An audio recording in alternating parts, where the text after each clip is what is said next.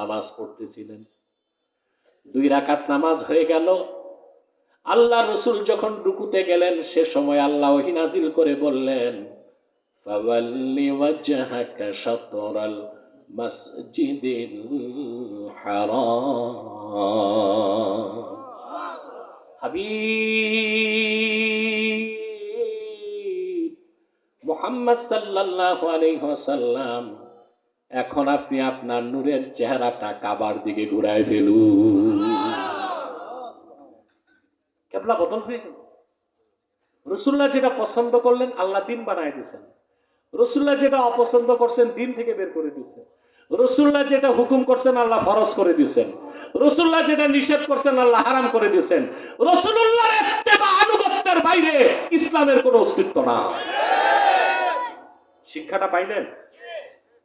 ফাত্তাবিউনি ইউহিব্বুকুমুল্লাহ ওয়া ইয়াগফির লাকুম যুনুবাকুম। যদি আমার অনুসরণ করো, আল্লাহ তোমাদের ভালোবেসে রহমতের কোলে টেনে দিবেন। ওয়া ইয়াগফির লাকুম যুনুবাকুম, তোমাদের জিন্দেগীর গুনাহ মাফ করে দিবেন। আল্লাহু গফুরুর রহিম, আল্লাহ হচ্ছেন ক্ষমাশীল এবং পরম দয়ালু। এখন দ্বিতীয় আয়াত, যে 32 নম্বর আয়াত পড়ছি, একটু ব্যাখ্যা করতে হয় না? কি বলেন আপনারা? আমার তো তত কষ্ট নাই, আমি তো চিন্তা করি আপনাদেরকে নিয়ে, যে ধৈর্য হারায় ফেলেন কিনা আবার। এরপর আল্লাহ তাআলা বলেন, 4টা পর্যন্ত করবো যে বলতেছো, আমার নামতে নামতে 4টাই বাজবে। 4টা বাজতে বেশি বাজিও নাই, 3:30 তো বেজেই গেছে মনে হয়। 3:30 বেজে গেছে, 1 ঘন্টা হয়ে গেছে, আর 15 মিনিট আছে। একটা মানুষ উঠবা না, আজকের মোনাজাত কবুল হবে ইনশাআল্লাহ। আল্লাহর ওলির আওলাদ আছে আমাদের সাথে, নেককার কত মানুষ আছে, ঠিক না? দুপুরে না খেয়ে ওয়াজ শুনতে আসছি, কম বড় স্যাক্রিফাইস? কথা বলেন। আরে ভাই, কত জায়গায় সারা রাত বসায় রাখতে বিরিয়ানির পোটলা দেয়। কথা বলেন। আর বিরিয়ানির পোটলা দেখলে তো আপনাদের হুঁশ থাকে না। ভালো ভালো মানুষ ধৈর্য হারায় ফেলে, 2 হাত দিয়ে বসে থাকে। পোটলা তো একটা, একজনের জন্য একটা। 2টা নেওয়া চুরি না, 3টা নেওয়া ডাকাতি। এগুলো হয় আমাদের দেশ, কিন্তু এখানে শুধুই আসছেন দিন শিখতে। সুবহানাল্লাহ। এই দিনটা আমাদের স্মরণীয় থাকবে না? আল্লাহ দোয়া কবুল করবেন, আশা করি। আল্লাহ যেন আমাদের গুনাহগুলো মাফ করেন, আল্লাহ আমাদের দোয়া কবুল করবেন, এই আশাটা আমি রাখি।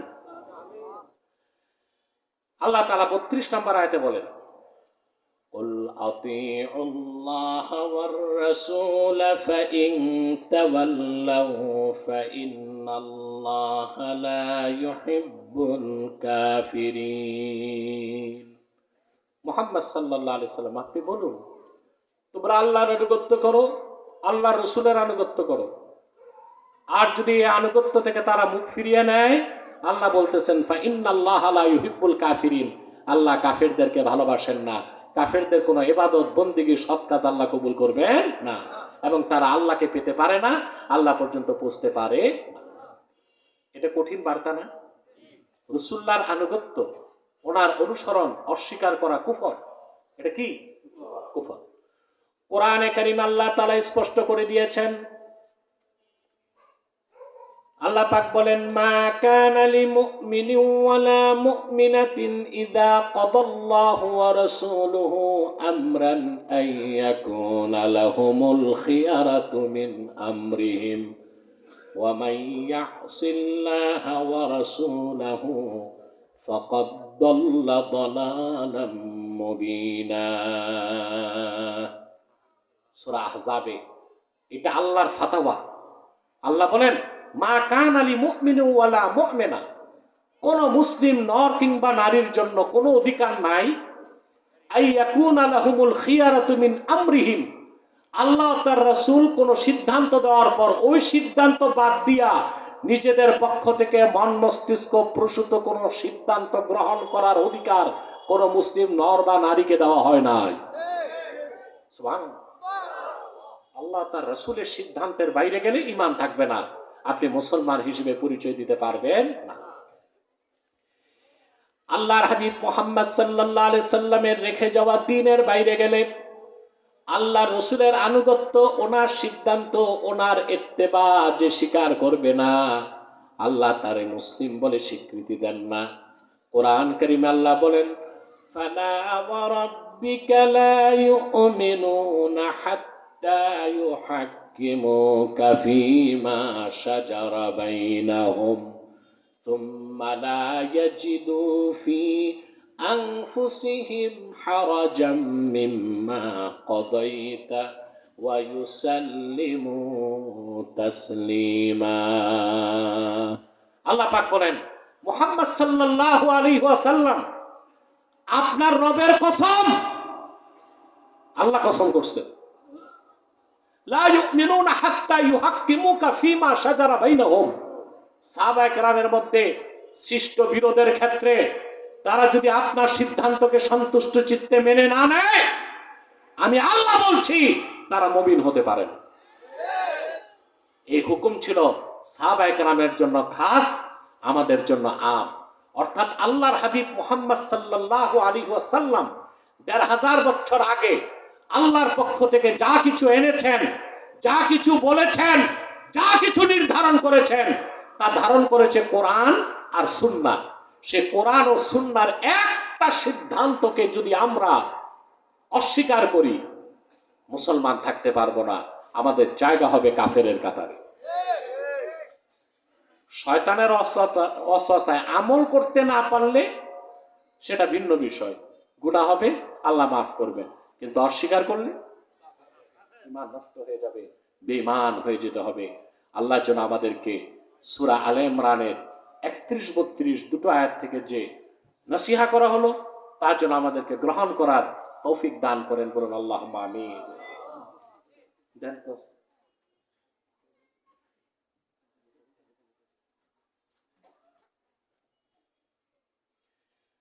ইদানিং শোনা যাচ্ছে কোন এক রাজনৈতিক দলকে ভোট দিলে বা প্রদান করলে জান্নাতে যাওয়ার নিশ্চয়তা দেওয়া হচ্ছে। দেখুন, বাংলাদেশে এমন কোন রাজনৈতিক দল নাই যাকে ভোট দিলে আপনি জান্নাতে যেতে পারবেন, বরং অধিকাংশ দলকে ভোট দিলে জাহান্নামে যাওয়ার সম্ভাবনাই বেশি। কারণ ইসলামী রাজনীতির নামে যারা আন্দোলন করছে তারাও তো খেলাফা পদ্ধতি নেয় নাই, পশ্চিমাদের গণতন্ত্র নিছে। তো পশ্চিমাদের তন্ত্র মতবাদে যারা চলে তাদের ভোট দিলে জান্নাতে যাবেন কেন? জান্নাত কি তারা ইজারা পাইছে নাকি?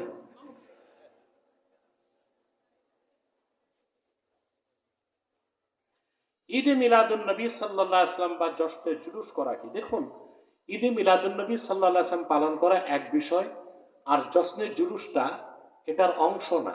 করা যেতে পারে কিন্তু অংশ না। মিলাদুন নবী হচ্ছে রাসূলুল্লাহ সাল্লাল্লাহু আলাইহি ওয়াসাল্লামের জন্ম বৃত্তান্ত আলোচনা করা, কথা বুঝতে পারছেন? আর ঈদে মিলাদুন নবী হচ্ছে নবীজি মুহাম্মদ সাল্লাল্লাহু আলাইহি ওয়াসাল্লাম ১৫০০ বছর আগে গোটা সৃষ্টি জগতের জন্য রহমত হিসেবে এসেছেন, সেই কথা স্মরণ করে আনন্দ প্রকাশ করা, সেটাকেই বলা হয় ঈদে মিলাদুন নবী। কথা বুঝতে পারছেন? এখন অনেকে বলে ঈদ তো দুইটা, ঈদুল ফিতর, ঈদুল আজহা, তারা তৃতীয় ঈদ বানাইছেন কোত্থেকে? এটা অনেকে বলে। দেখুন ভাই, পারিভাষিক অর্থে বা ইসতিলাহি অর্থে ঈদ দুইটাই, ঈদুল ফিতর, ঈদুল আজহা। কিন্তু লোগাতি বা শাব্দিক অর্থে জুমার দিনকেও ঈদের দিন বলা হয়েছে হাদিসে, আরাফার দিনকেও ঈদের দিন বলা হয়েছে। অতএব শাব্দিক অর্থে ঈদে মিলাদুন নবী, এই ঈদ বলার মধ্যে কোনো সমস্যা নাই।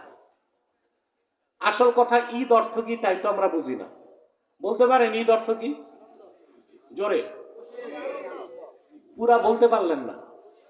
না, আমি বলি, ঈদ শব্দের অর্থ হচ্ছে আসরুরুল আয়েদ।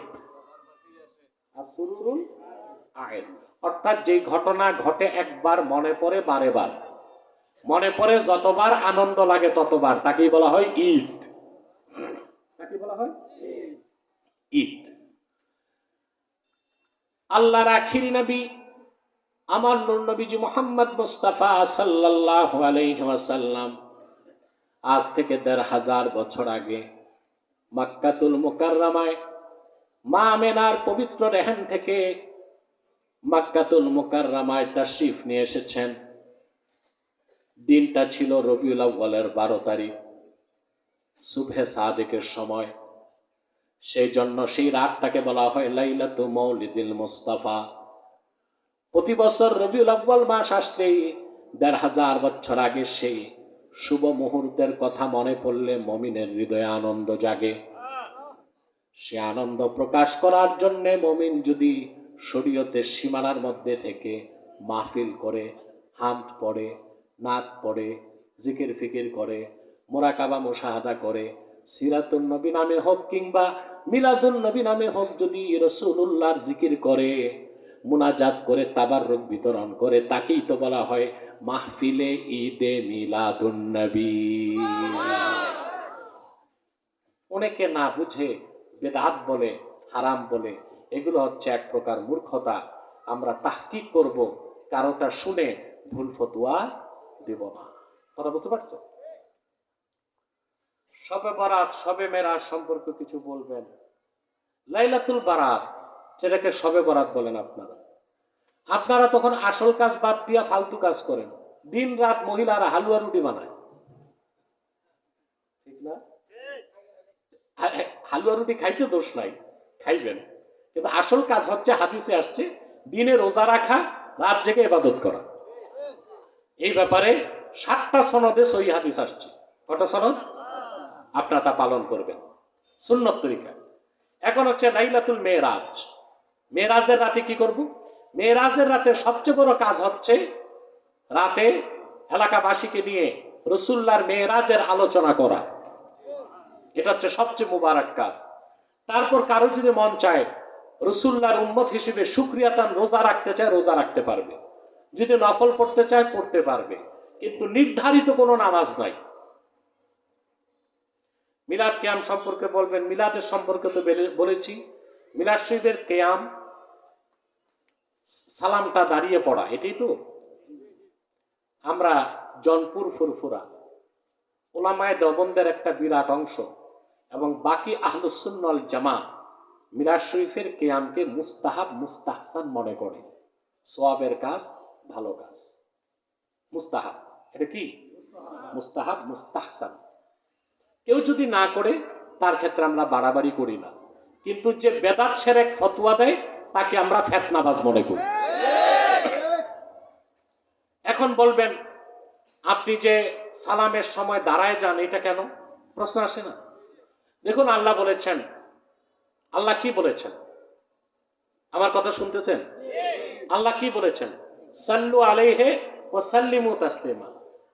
আল্লাহ এটা বলেন নাই সাল্লু সালাতাও ওয়া সাল্লিমু তাসলিমা, এটা বলেন না। আল্লাহ বলছেন আমার হাবিবের কদমে দরুদ পাঠাও। বসেও চলবে, দাঁড়ায়ও চলবে, শুয়েও চলবে, কিন্তু সালামটা আল্লাহ বলে দিচ্ছেন সাল্লিমু তাসলিমা। সালামটা জানাও বিনয়ের সাথে, ইখলাসের সাথে, একনিষ্ঠ চিত্তে। সেই জন্য 1000 বছর আগ থেকে উলামায়ে আহলুস সুন্নাহ ওয়াল জামাত সালাম জানানোর সময় আদব হিসেবে দাঁড়িয়ে যায়। এটা সম্পর্ক ফাতোয়ার সাথে না, তাকওয়ার সাথে। সবকিছুর সম্পর্ক ফতুয়ার সাথে থাকে না, কিছু জিনিসের সম্পর্ক থাকে তাকওয়ার সাথে। জি,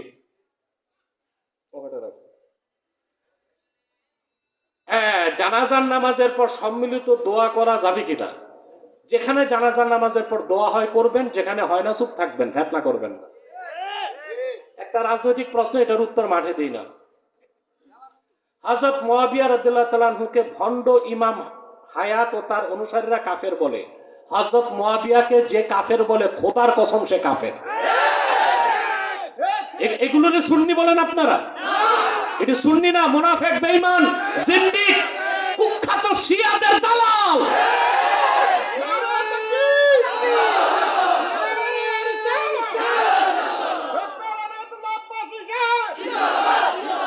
বেলা শাক হযরত আলী রাদিয়াল্লাহু তাআলা আনহু আর মুয়াবিয়া দুইজনের যুদ্ধে হযরত আলী ছিলেন ঠিক, হযরত মুয়াবিয়া ভুলে ছিলেন, কিন্তু হযরত মুয়াবিয়া সাহাবী ছিলেন, মুজতাহিদ ছিলেন।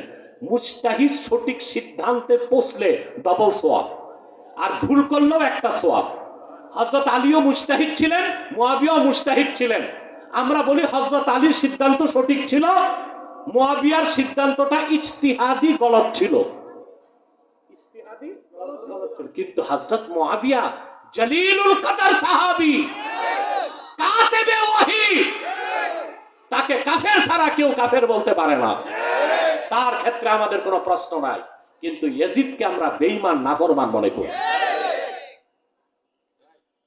আমার 3টা কিতাব স্টেজে আছে। নির্বাচিত তাফসীর প্রথম খণ্ড সূরা ফাতিহার তাফসীর, নির্বাচিত তাফসীর দ্বিতীয় খণ্ড সূরা ইখলাস ও সূরা ইনশিরাহ, 2টা সূরার তাফসীর। বুখারী শরীফের প্রথম হাদিস ইন্নামাল আমালু বিন্নিয়াত, এই একটা হাদিসের উপর একটা কিতাব। যারা পারেন নিয়ে যাবেন ইনশাআল্লাহ। জি, একটু সালাত ও সালাম পরে আমরা দোয়া করব। আসুন। সাল্লাল্লাহু আলাইহি ওয়াসাল্লাম, সাল্লাল্লাহু আলা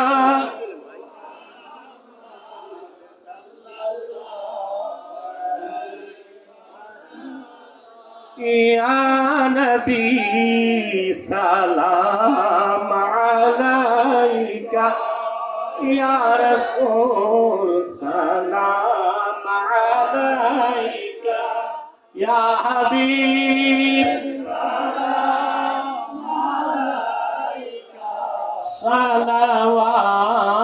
সালাওয়াতুল্লাহ, बख्ते का चमके सितारा, हाजिरी का हो इशारा, देखे कर रोज़ा प्यारा, फिर कहे हम खादिम तुम्हारा, या नबी या रसूल या हबीब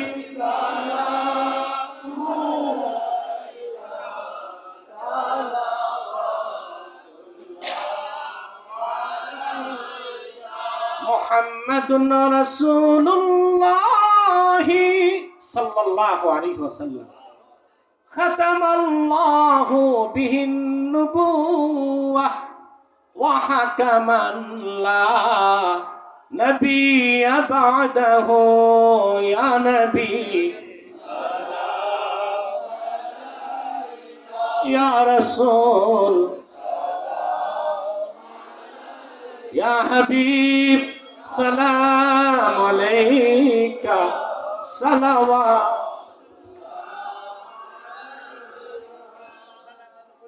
कमालिही कशफत दुजा बिजमालिही हसनत जमीअ खिसालिही सल्लु अलैहि वालिही। আমি দোয়া চাই পীর সাহেবের জন্য, দোয়া চাই আমাদের আমির হামজাকে। উনি খুব আলহামদুলিল্লাহ আল্লাহ দ্বীনের কাছে খুব অগ্রসর একজন ব্যক্তি, আমার খুব স্নেহের এবং দোয়া প্রাপ্ত।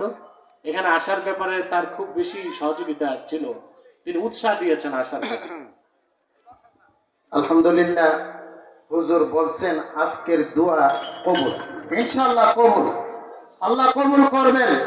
হুজুরের কাছে আমার আরজি, তারাগঞ্জ দরবার শরীফ জামে মসজিদের খতিব হিসাবে আমি হুজুরের কাছে আরজি করব, আমাদের মসজিদের মহল্লাবাসী, মসজিদের মুসল্লিরা, প্রবাস থেকে অনেক ছেলেরা আসে, যুবক ছেলেরা অক্লান্ত পরিশ্রমের বিনিময়ে মাহফিলটা করে, 11তম মাহফিল। আমি হুজুরের কাছে আরজি রাখবো এদের জন্য দোয়া করার জন্য। পাশাপাশি হুজুর যাতে করে আমাদেরকে প্রত্যেক বছর বাৎসরিক একটা ডেট,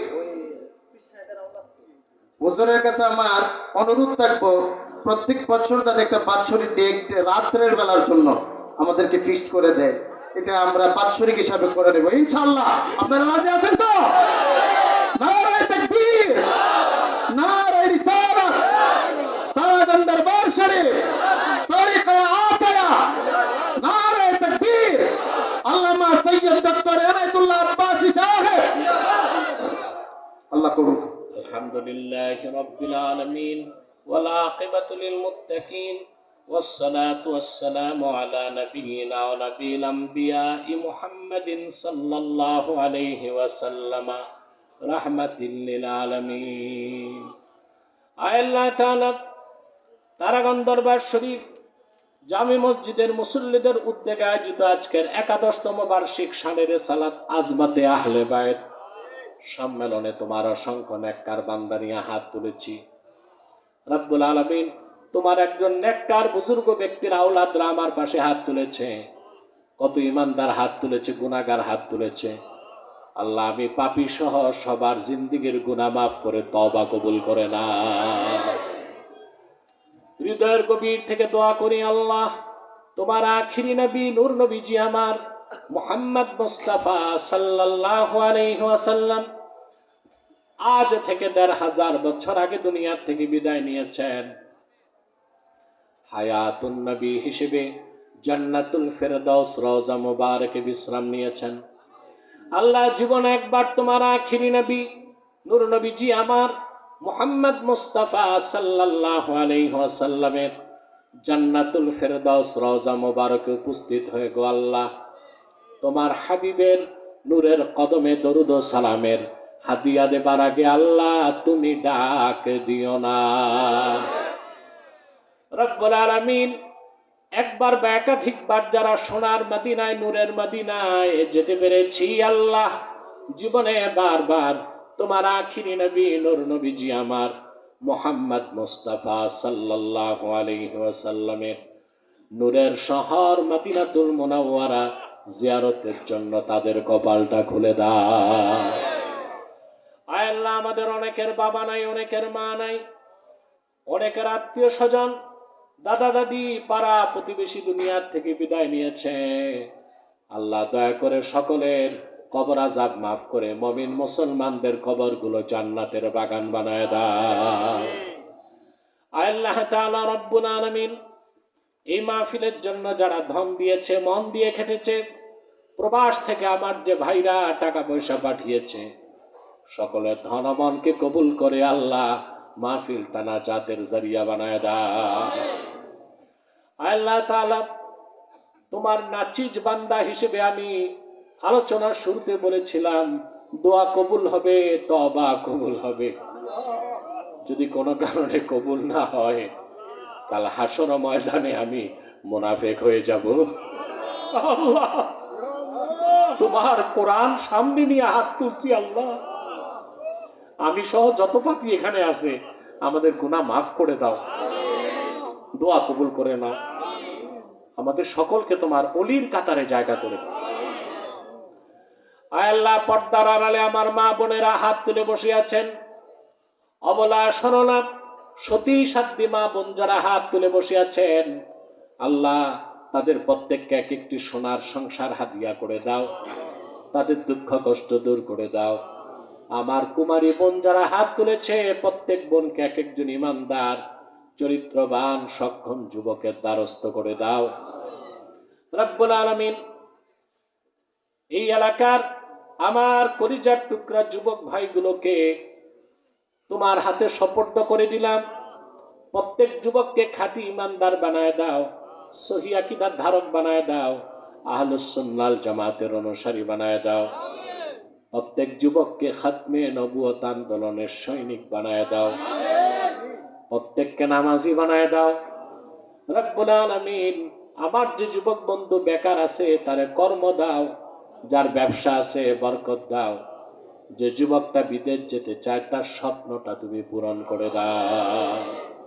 আল্লাহুম্মা আইন্নি আলা তাআতিকা ওয়া যিকরিকা ওয়া শুকরিক ওয়া হুসনি ইবাদাতিক ইয়া হাইয়্যু ইয়া কাইয়্যুম বিরহমাতিকা নাস্তাগীস আসলিহ লানা শানানা কুল্লাহ ওয়া লা তাকিলনা ইলা আনফুসিনা তারফাতা আইন ফাতিরাস সামাওয়াতি ওয়াল আরদ আনতা ওয়ালিয়ুনা ফিদ দুনিয়া ওয়াল আখিরাহ তাওফানা মুসলিমিনা ওয়াল হিকনা বিস সালিহিন।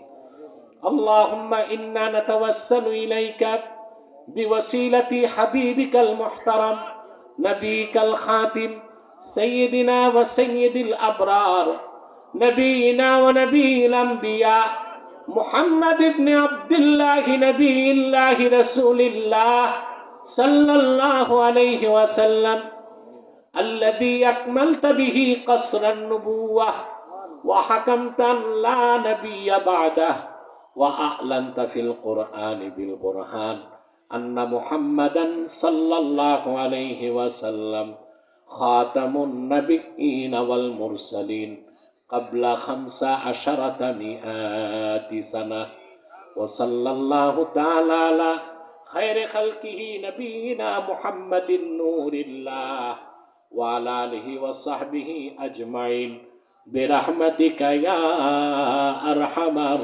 রাহিমিন। কিতাবগুলো স্টেজ থেকে নিয়ে যাবেন।